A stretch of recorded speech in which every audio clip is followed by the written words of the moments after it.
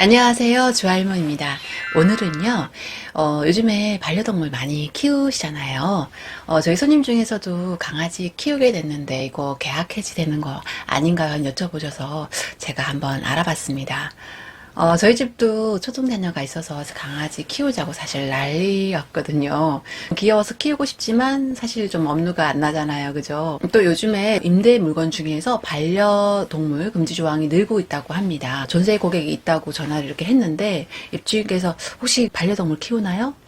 강아지 안 되는 거 아시죠? 반려동물 금지입니다. 라고 하신 분이 또 계세요. 정말 강아지 키운다고 계약 해지가 되는지 아니면은 강아지를 키우는 경우 어떻게 해서 슬기롭게 대처할 수 있는지 한번 알아보도록 하겠습니다. 반려동물 키우는 것은 임대차 계약 해지 사유가 사실 아니죠. 반려동물에 대한 해지 한다는 그 법으로 정해놓은 게 없어요. 그래서 임대차 계약을 해지할 수는 없습니다. 세입자가 주거용으로 임대차를 하고 주거용으로 쓰지 않고 뭐 상업용으로 사무실용으로 썼다면 그거는 계약 해지 사유가 됩니다. 하지만 강아지를 키우는 행위는 주거 용도를 벗어났다고는 보기 힘들거든요. 그렇기 때문에 미고지했다는 이유만으로 강아지를 키운다고 해서 계약을 해지할 수는 없다는 게 판례입니다. 세입자는 반려동물을 키우는 것에 대해서 집주인한테 고지할 의무는 없어요. 왜냐하면은 반려동물을 키우는 것 자체가 뭐 사회적으로 통산적으로 금지된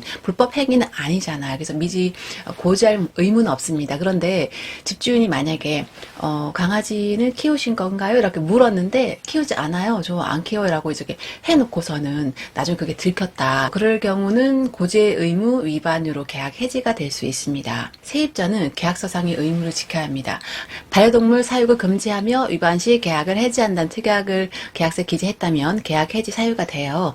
반려동물 금지 특약을 작성했을 경우요, 뭐 강아지뿐만 아니라 뭐 고양이, 뭐 토끼, 이구아나 해당돼요. 왜냐하면 우리나라에서는 반려동물에 대한 특별한 규정이 없거든요. 그렇기 때문에 뭐 토끼나 뭐 이구아나 사슴벌레, 뭐 앵무새 동물 같은 경우도 반려동물 해당돼서 해지 사유가 됩니다. 따라서 반려동물 사육이 계약서상의 특약이 없는 한 세입자는 고지 의무가 없고요.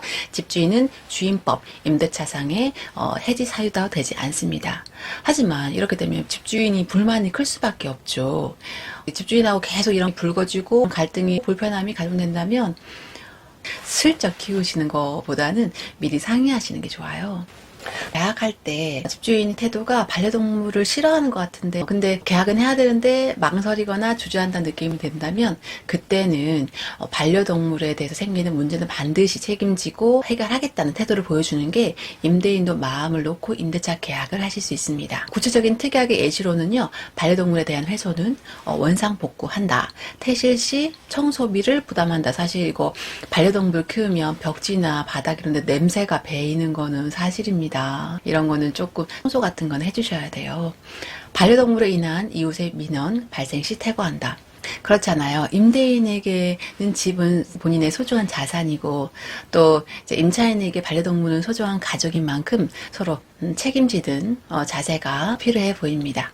이렇게 특약을 구체적으로 작성하고 나면 나중에 불편한 문제 발생할 때 해결하기가 훨씬 쉬울 거예요.